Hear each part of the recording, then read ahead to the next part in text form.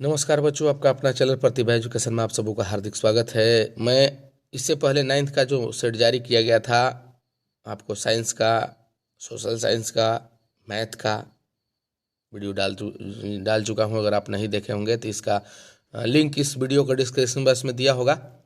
आज मैं हिंदी को लेकर आपके बीच में आया हूँ। आप देख लीजिए, इसमें कक्षा 9th का जो एग्ज़ाम का डेट है 1-2 तारीख को है। 1 तारीख को संभवतः आपका है हिंदी।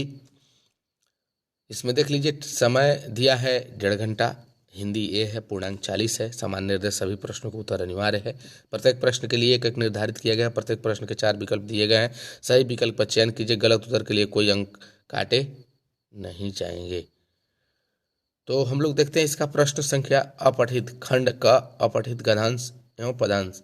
निम्नलिखित गद्यांश का ध्यानपूर्वक पढ़कर प्रश्न संख्या 1 से 4 तक के उत्तर को आपको देना है। आप इसको अच्छे तरह से पढ़ेंगे। जैसे हम दिया हुआ है, हमारे देश में कई प्रकार के त्यौहार मनाए जाते हैं। इनमें से कुछ धर्म से जुड़े होते हैं तो कोई नव वर्ष के आगमन से जुड़े होते हैं। त्यौहार के कारण पूरा वर्ष उमंग से भरा पूरा बना रहता है। नव वर्ष के आगमन के समय तो खेत लहलहाने लगते हैं, उसकी कटाई आरंभ हो जाती है, किसान का मन भी प्रफुल्लित हो जाता है। इसी प्रकार महापुरुषों की याद में मनाए जाने वाला त्यौहार हमारे मन को देशभक्ति और गौरव की भावनाओं से सराबोर कर देती है। सभी त्यौहारों के लक्ष्य का एक ही है कि हम सभी त्यौहारों को मिलजुल कर एक साथ हर्षोल्लास के साथ मनाएं और उनमें निहित अच्छे विचारों को संपूर्ण समाज में फैलने मदद करें, जिससे सभी धर्मों के लोगों एकजुटता की भावना जागृत हो सके। गद्यांश के अनुसार पहला प्रश्न इसमें देखते हैं हम लोग। गद्यांश के अनुसार किसके आगमन के समय खेत लहलहाने लगते हैं? 9 वर्ष के आगमन के समय, 9 वर्ष बीत जाने के बाद पूरे वर्ष भर फसल की कटाई के समय 9 वर्ष के आगमन के समय, यानी ऑप्शन नंबर ए सही होगा। गद्यांश के अनुसार हम सभी त्योहारों को मिलजुल कर एक साथ मनाते हैं। इसमें कौन सही है? कटुता के साथ, हर्षोल्लास के साथ, पकवान के साथ, नाचने गाने के साथ, यानी इसका होगा ऑप्शन नंबर बी सही होगा, हर्षोल्लास के साथ। आगे देखते हैं, गद्यांश का सर्वाधिक उचित शीर्षक क्या होगा? गद्यांश का सर्वाधिक क्या होगा? अब देख लीजिए, ऑप्शन नंबर देश और त्योहारों का देश, हमारा त्योहार, त्योहारों का महत्व। ऑप्शन नंबर इसका कौन सही होगा? थर्ड का ऑप्शन नंबर डी होगा। त्योहारों के महत्व के बारे में जानते हैं। प्रफुल्लित शब्द का पर्यायवाची क्या है? खुशी, विषाद, सम्मान, स्वागत। प्रफुल्लित बने होता है खुशी। आगे देखते हैं, फिर गद्यांश से वो दिया रहेगा, उसको ध्यान से पढ़ना होगा। 5 से 8 तक का सॉरी सही विकल्प का चयन करना है। पक्षी और बादल ये भगवान की डाकियां हैं जो एक महादेश से दूसरे महादेश को जाते हैं। हम तो समझ नहीं पाते हैं, मगर उनकी लाई चिट्ठियां पेड़ पौधे, पानी और पहाड़ बचाते हैं, बाजते हैं। हम केवल यह आंकते हैं कि एक देश की धरती दूसरे देश की सुगंध भेजती है। पक्षी और बादल को किस रूप में बताया गया है?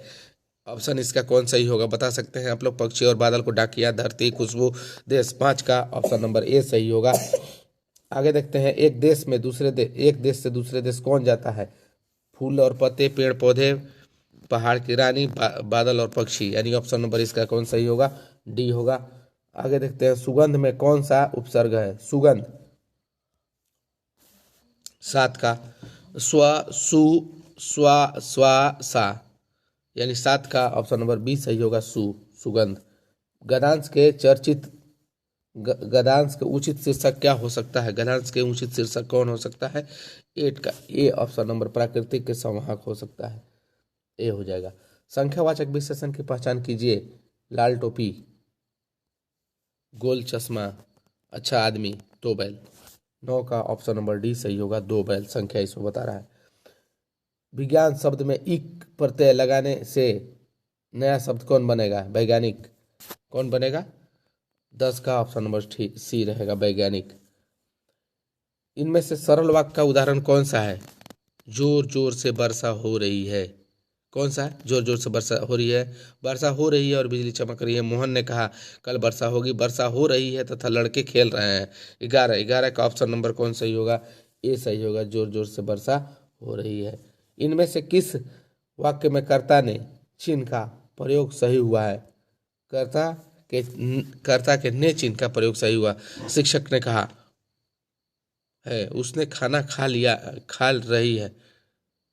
मोहन ने बाजार गया था, सीता ने भजन गा रही थी। निम्नलिखित कौन सही होगा? 12 का ऑप्शन नंबर कौन सही होगा? इसमें ए होगा, शिक्षक ने कहा था। 13, निम्नलिखित में से सकार का विलोम कौन होगा? सकार। 13 का आकार, निराकार, प्रकार, स्वीकार। 13 का कौन सा होगा? बी ऑप्शन सही होगा, सकार का क्या होगा? निराकार। आगे, ईंट ईंट का जवाब पत्थर से देना मुहावरे का सही अर्थ पहचाने। कड़ा प्रतिरोध करना, कड़ा प्रतिरोध नहीं करना, कोई प्रतिरोध नहीं करना, थोड़ा प्रतिरोध करना। ईंट का जवाब पत्थर से देना हो जाएगा कौन सा? कड़ा प्रतिरोध करना। निम्नलिखित में कौन सा शब्द एक वचन है? कौन सा शब्द एक वचन है? आंसू, प्राण, दर्शन, आकाश। 15 का ऑप्शन नंबर डी होगा, आकाश। औपचारिक पत्र में इनमें से कौन सा विकल्प नहीं होगा? अभिवादन, दिनांक, पता, विषय। 16 का हो जाएगा, अभिवादन नहीं होगा। निबंध लेखन के अंतिम चरण को क्या कहते हैं? निबंध लेखन को अंतिम चरण को क्या कहते हैं? आरंभ, मध्य, उपसंहार, विस्तार। अंतिम चरण को क्या कहते हैं हम लोग? उपसंहार कहते हैं। संवाद में कौन से अंश आवश्यक होते हैं? संवाद में कौन से अंश आवश्यक होते हैं? केवल विचार, केवल नाम, केवल समय, नाम, भाषा, स्थान और गतिविधि। 18 का हो जाएगा डी आंसर, 18। अब इसमें प्रस्तुत गद्यांश को ध्यानपूर्वक पढ़कर प्रश्न संख्या 19 से लेकर 22 तक के प्रश्नों का सही उत्तर कीजिए। 19 से 22 तक के लिए सही उत्तर दिया गया। एक काले माथे वाली चतुरी चिड़िया श्वेत पंखों के झपाटे मार फौरन टूट पड़ी है। भरे जल के हृदय पर एक उजली चटुल मछली चोंच पिल्ली से दबाकर उड़ती है न गगन में। चिड़िया के माथे का रंग कैसा है? चिड़िया के माथे का रंग कैसा है? 19 का ऑप्शन नंबर हो जाएगा काला, पीला, सफेद, हरा। काला। कवि ने चतुर किसे कहा है? मछली को, चिड़िया को, बादल को, पानी को। हो जाएगा ऑप्शन नंबर इसका बी, चिड़िया को कहा है। चिड़िया मछली को किस तरह पकड़ती है? चिड़िया मछली को किस दौड़ाकर, गोता लगाकर, डुबकी लगाकर, झपटे मारकर। 21 को डी हो जाएगा ऑप्शन नंबर, झपटे मारकर पकड़ती है। गगन का पर्यायवाची क्या होगा? आकाश, नभ, वसुधा, आसमान। 22 का ऑप्शन नंबर हो जाएगा सी होगा, वसुधा। निम्नलिखित को सही विकल्प का चयन करना है। सखियां एक शब्द पाठ के आधार पर दिए गए पदों और उनके तत्समक रूप दिए गए हैं। उनके गलत विकल्प का चयन कीजिए। पंखा, पंखी, पशु पक्षी, अनंत, निरपक्ष, निष्पक्ष, दूहू, दोनों। 23 का ऑप्शन नंबर हो जाएगा कौन सही? Option number A. वाक्य पाठ के आधार पर निम्नलिखित में कौन सा वाक्य सही है? कौन सा वाक्य सही है? भवसागर पार करने के लिए कावित्री प्रभु भक्ति को आवश्यक नहीं मानती। भोग और त्याग के बीच मध्य मार्ग अपनाना चाहिए। कावित्री उतराई के रूप में रुपए देना चाहती है। कावित्री के अनुसार ईश्वर स्थान विशेष का वासी है। 24 का ऑप्शन नंबर बी सही होगा। भोग त्याग के बीच मध्य मार्ग अपनाना चाहती है। कैदी और कोकिला कविता के अनुसार मोहन के व्रत द्वारा किसकी ओर संकेत किया गया है? कैदी और कोकिला 25 है। 25 का ऑप्शन नंबर बी सही होगा, मोहनदास करमचंद गांधी की ओर। मेघ आए कविता के आधार पर धूल किसका प्रतीक है? 26 का हो जाएगा ऑप्शन नंबर युवक, युवती, पाहुन, नदी। बी ऑप्शन नंबर बी 26 का हो जाएगा ऑप्शन नंबर बी सही, युवती का। गद्यांश फिर पढ़ना है आपको। 27 से 30 तक आंसर देना है। गधे को कभी क्रोध करते नहीं सुना न देखा। जितना चाहे गरीब को मारो, चाहे जैसी खराब सड़ी हुई घास डाल दो, उसके चेहरे पर कभी असंतोष की छाया ही नहीं होती। अब देख लीजिए इसका। गधा कैसी प्राणी है? गधा कैसी प्राणी है? हिंसक, सहनशील, उदंड, क्रोधी। सहनशील प्राणी है। गधे में ऋषि मुनियों का कौन सा गुण पाया जाता है? सुख दुख में समान भाव में रहने के लिए योग साधना, परोपकार, विद्युतता। यानी 28 का हो गया ऑप्शन नंबर ए, सुख दुख में समान भाव में रहने का। आगे है, गधे को आदमी क्या समझता है? होशियार, बेवकूफ, लाचार, कमजोर। गधे को बेवकूफ समझता है लोग। निम्नलिखित में कौन से सही विकल्प का है चयन करें? ल्हासा की ओर पाठ में लेखक सहयात्री का नाम क्या है? सुमिति, नमस से, जागीरदार, समधिगिरी। 31 का हो जाएगा ऑप्शन नंबर ए सही होगा, सुमिति। सांवले सपने पाठ सांवले सपने याद पाठ के अनुसार साइलेंटी वैली कहाँ स्थित है? साइलेंटी वैली कहाँ स्थित है? पंजाब में, हरियाणा में, केरल में, झारखंड में। 32 का ऑप्शन नंबर सी होगा, केरल में। किस ब्रिटिश सेनापति ने देवी मैना का सहानुभूति दिखलाई थी? जनरल आउटर, सरल टाइम्स, लॉर्ड मिंटो, जेम्स फिलिप्स। 33 का हो जाएगा बी ऑप्शन नंबर 33 का ऑप्शन नंबर बी हो जाएगा, सर टाइम्स ने। आगे है,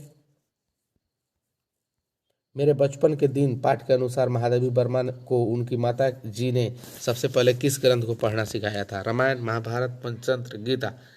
34 का ऑप्शन नंबर हो जाएगा सी, पंचतंत्र पढ़ने सिखाया था। जूता हमेशा टोपी से कीमती रहा है, यह पंक्ति किस पाठ से ली गई है? दो बैलों की कथा से, प्रेमचंद की फटी जूती से, सांवले सपनों की यादों से, मेरे बचपन के दिन से। 35 का ऑप्शन नंबर बी हो जाएगा, प्रेमचंद की फटे जूते से लिया गया है। आगे है ऑप्शन नंबर क्वेश्चन नंबर है 36।